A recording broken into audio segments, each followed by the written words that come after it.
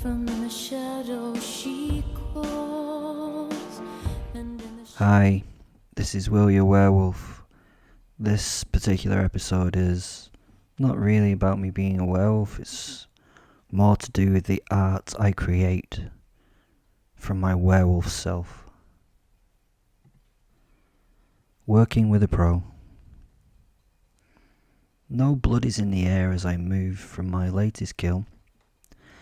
She was just some random sex worker, another woman of the night. I'd smelt the rank nature of her as I walked my way down that street of broken dreams.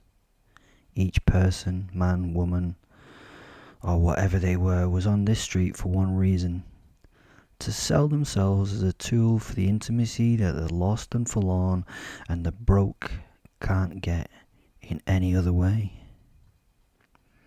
Everyone needs certain things in their lives: oxygen, water, food, shelter, Wi-Fi.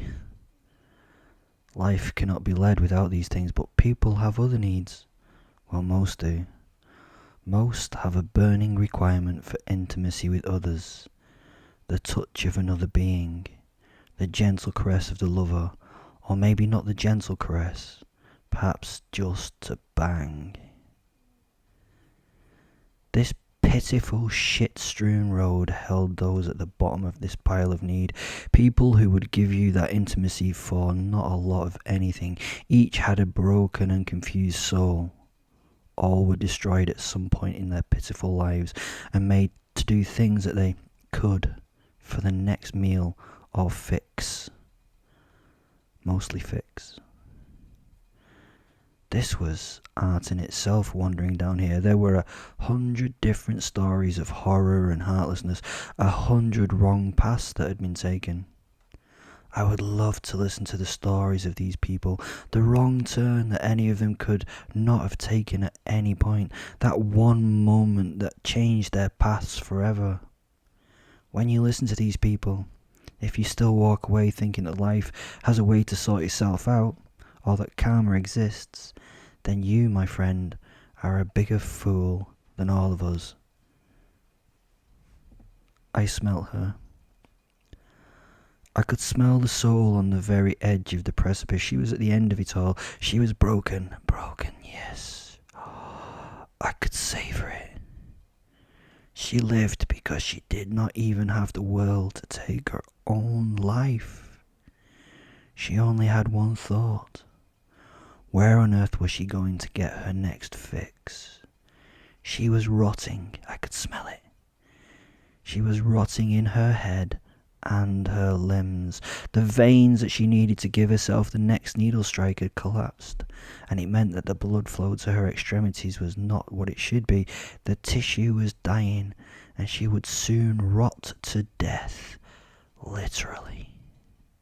I needed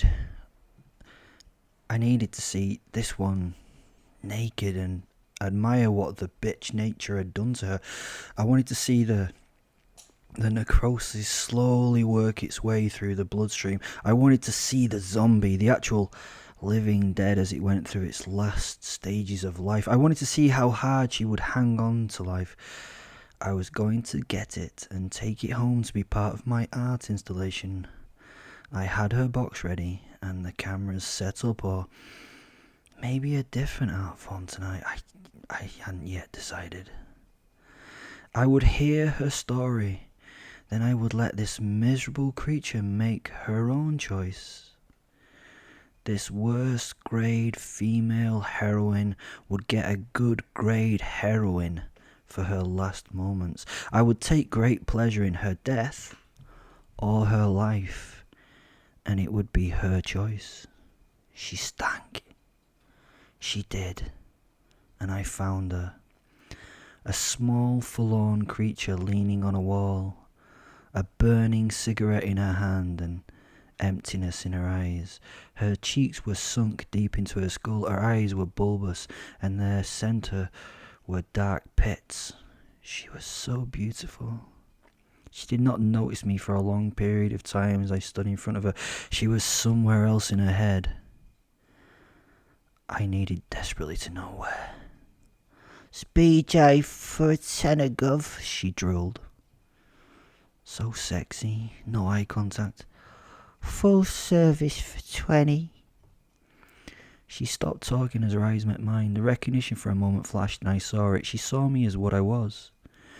Her drug-befuddled mind had a moment of recognition, and she saw what I offered her. And she did not flinch away. At that moment, I saw her resolution. She wanted this. I reached a hand to her, and she grasped it. And at that moment, she smiled. "Thank you," she said. "Thank you."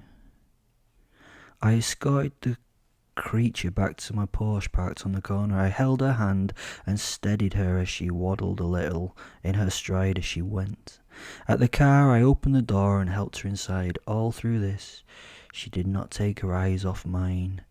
She knew it was over, and that I would be the one who would be releasing her from this pain if she wished. Fen, my posse, was laid in the back of the car. He was just along for a ride this evening and would not take part in this work tonight. For those who get disappointed that I'm not busting out as a werewolf all the time, you have to remember that it's hard to hide being a werewolf if you spend a lot of your time as a werewolf in public. I walked around to the driver's side and got in. She sat staring at her dirty hands, holding a small handbag as though it was worth millions of pounds. Her body language was as closed as her head and heart were. I pushed the button to start. She didn't even ask me where we were going. She didn't care. She had no self-value, so why care? I put on some music as we drove. A little bit of Tori Amos seemed appropriate. She just sat in silence. "Are you warm enough?" I asked her. Her head shot in my direction. "What?" "I wondered if you're warm enough." "Alright, what is going on, mister? I needs the money for Frankie. He hurts me if I doesn't pay him." I smiled and reached into my top pocket to take out a bundle of notes, which I offered her. She looked at the money and smiled. I nodded my approval for her to take it. She snatched it and it disappeared into her little clutch bag, followed by her gum. She then carefully closed the bag, which she even more carefully planted at her feet. Once the bag was safe, she pushed her hair behind her ears and took a scrunchie from her wrist to pull her hair back and put it in a rough knot. She took her seatbelt off, turned her body towards mine and reached a hand down towards my crotch, searching for the zip there. I gently removed her hand and said, "No." The girl was confused. She just sat there, eyes down and not knowing what to do. The basic program that she'd been running so long was broken. She just stopped functioning with this glitch that had come up. The automated routine that she had in her head to protect herself behind all those barriers was stopped. She would have to bring herself out of those automatic routines to try and comprehend her next steps. The little heart in the emaciated chest quickened as she actually felt something. That thing was confusion. She knew how this normally went. You got paid. You got fucked. You got abused. Then repeat. "What is it you want me to do for you, mister?" she asked with resignation in her tone. This beautiful, indolent creature had obviously no self-care and would do whatever to get her next fix. "I was a good girl," she said. "Don't hurt me, will you, mister?" she asked. I shook my head and told her I wouldn't hurt her. She looked up at me. I smiled and nodded towards the glove compartment of the car. She bit her lip before deciding to see what was in there. On opening the little door with shaking hands, she found a little golden box wrapped with a red ribbon in front of her. She hesitated on seeing it and looked at me. "It's yours," I said. "Please open it." She now scrambled for it. She was human once more, light in her eyes showing hope. I despise hope. She opened the box carefully. She undid the ribbon with great care and was smoothing it out and enjoying just the simple ribbon removal. Maybe sweet memories were being resurrected in that brain of hers. She looked at me again when she saw its contents. It's yours. You can use it, or you can come with me and I will get you clean and take care of you to make you well. That is the highest quality smack that you will ever take. Pharmaceutical grade heaven in a piss-coloured liquid form. I laughed.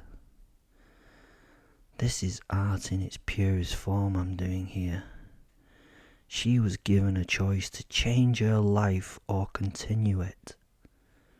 The life she hated could be behind her. I promise you, I'll not be horrible in any way. I will pay for you to go to the finest clinic and get clean. I passed her a pamphlet from the Priory Group. Look inside.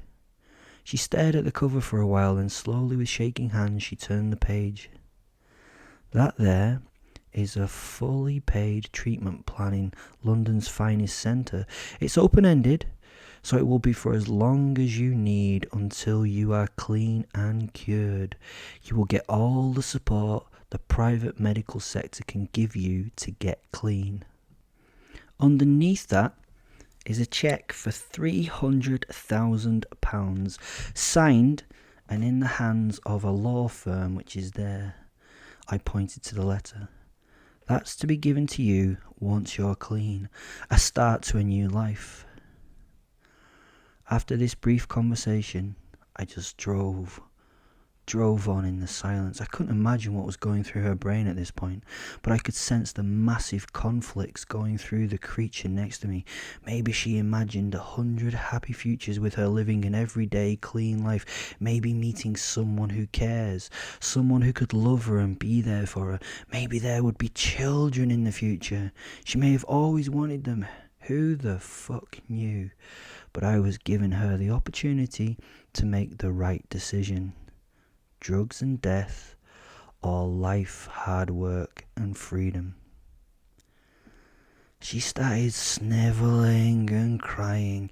The intensity of the sobs and the heartbreak intensified until she was screaming and actually beating the walls of the vehicle. Delicious. I was soaking in this abandoned emotion. I sensed the agony and the pain in her soul. It was inspiring and amazing to behold. You look at the Mona Lisa and say it's beautiful artwork. No. This sensing of emotions is the most beautiful thing that can be done. My art palette was the human psyche. I could live on these emotional meals alone. This was like oxygen to me. Eventually it ran out. She ran out of that emotional energy. She was weakened from her lifestyle, and the beast that rallied inside her was done. She slumped into her seat, and she pushed the box away and went still. "What's your name?" I asked her. "Becca," she told me after a long pause. "Well, Becca, I'm going back to the street on which we met unless you tell me otherwise. Make the choice, or I kick you from this car back on that street with neither the drugs nor your future life. You have 10 minutes to make a choice. Once there, no choice. If you make the decision to live, I will deliver you to the clinic. I will drop you there tonight, right at the front door." She turned and looked at me. Her eyes were horror-filled and beautiful. This was beyond any torture I could do to anyone physically. This was blissful and barbaric and art in its highest form. So, what do you choose, Becca? Hurry now. Google Maps are saying 7 minutes, and I've other people to do tonight. "Why?" she asked. "Why what?" I asked. Why the choice?" she whispered, hinting at a hidden and unknown intellect buried deep in that zombie. "Because I want to see what you're gonna do." "You're sick, mister." "I agree," I shrugged. thinking how sick I must be if told so by the cheapest of drug-addled whores. I can't imagine what she'd done or been through to put her in this career. To tell me I was sick was such a compliment from this one. So, what's the choice, Becca? She went silent and still. Then I could feel she had made the decision. She reached for her bag and pulled out a length of rubber elastic from it. She rolled up her dirty denim jacket sleeve and tightened it around the base of her bicep. Ah, fucking shit, I said, disappointment in my voice as I hit the dashboard. Told you, came Fen's telepathic retort from the back seat. Her next few moments were spent searching for a vein amongst all the mess that had once been her forearm and elbow. Eventually she found one and hesitated while looking at the syringe. Come on, Becca, it's your last chance. I hope you make the right one for you. Hey! Hey! She made her decision, Will, came into my head from the angry wolf soul relaxing in the back seat. She burst into tears and cried, which was so disappointing. She reached for the heroin, then snatched back her hand, reached again and touched the vessel containing the liquid love. She had now definitely made the decision. She took it and tightened the elastic with her teeth. She removed the cap from the needle, again with expert and practiced dexterity, and pushed the needle into her vein.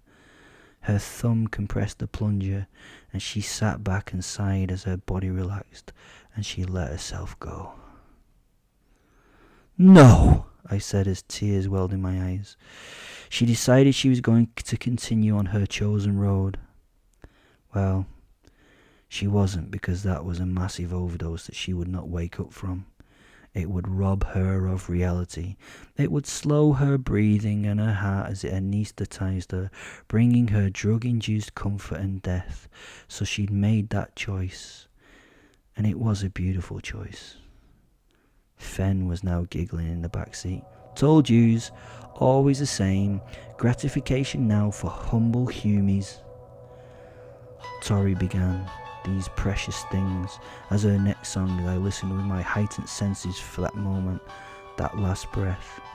She slowed and slowed, and finally the air stopped its life-giving movement into and out of that ravaged body. She finally gave a long sigh and was gone.